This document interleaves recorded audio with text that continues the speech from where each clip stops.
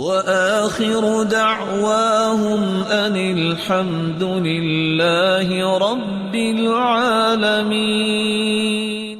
ابو محمد عبداللہ بن ابی زید الفقی المالکی بیان کرتے ہیں، اللہ عز جلال کے پیارے پیغمبر صلی اللہ علیہ وسلم نے جتنی بھی خیر کی باتیں کی ہیں، اگر ان تمام باتوں کو جمع کیا جائے تو وہ 4 حدیثوں سے ہی مستنبت ہیں، 4 حدیثوں کی ہی بنیاد ہے ان تمام خیر کی باتوں میں۔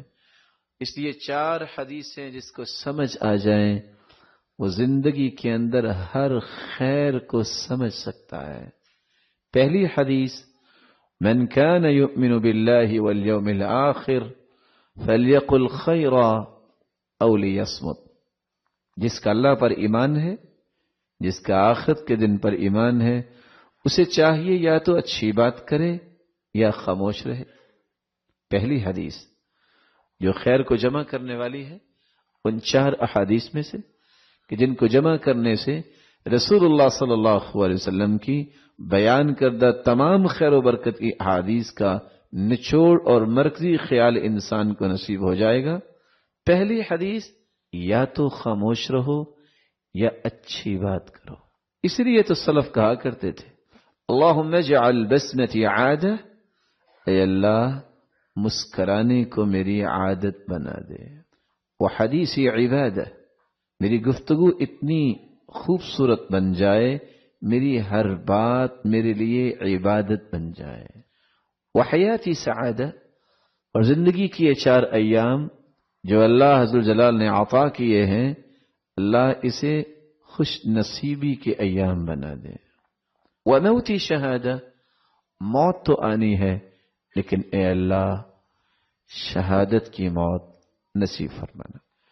دوسری حدیث جس کے بارے میں بیان کیا ہے علماء نے کہ یہ پورے دین کا خلاصہ ہے، من حسن اسلام المرء ترکہ ما لا یعنی، کسی کے خوبصورت ایمان کی نشانی یہ ہے کہ وہ لا یعنی باتوں میں وقت ضائع نہیں کرتا۔ ایک شخص سے آپ کا تعلق ہی نہیں ہے، کراچی سے رہنے والا ہے، آپ اس کی غیبت، اس کے قصے بیان کر کے اپنے اعمال کو ضائع کر رہے ہیں۔ اگر اس کی بات کرنی ہے تو اس کے لیے دعا کر دو، اس کی برکت کی دعا کر دو، اس کی ہدایت کی دعا کر دو اور اس کی اصلاح کی دعا کر دو۔ کسی کے بارے میں گفتگو کرنا، لا یعنی گفتگو کرنا، اس سے بچنے والا انسان حقیقت میں دین کا بہت بڑا انعام اپنے دامن میں جمع کر لیتا ہے۔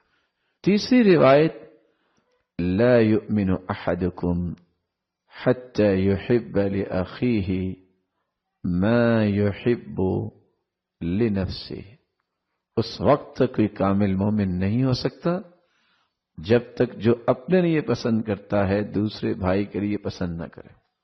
اور چوتھی روایت جس سے انسان بہت ساری بیماریوں اور گناہوں سے بچ سکتا ہے، ایک صحابی نے اللہ کے رسول سے گزارش کی، اوصنی یا رسول اللہ صلی اللہ علیہ وسلم، اے اللہ کے رسول صلی اللہ علیہ وسلم مجھے وصیت فرمائیے۔ تو آپ نے وصیت کیا فرمائی؟ لا تغضب، غصہ کرنا چھوڑ دو۔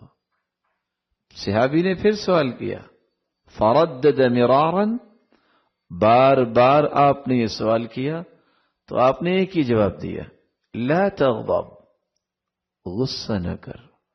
اور تیسری مرتبہ یہ خوشخبری دے دی، لا تغضب ولک الجنہ، غصہ کرنا تم چھوڑ دو، جنت کی بشارت میں تمہیں عطا کرتا ہوں۔ تو یہ 4 احادیث ہیں جو انسان کے اندر کمال پیدا کرتی ہیں، خیر و برکت کو جمع کرتی ہیں اور ہر قسم کی مکروہات، ناپسندیدہ چیزوں سے روکتی ہیں۔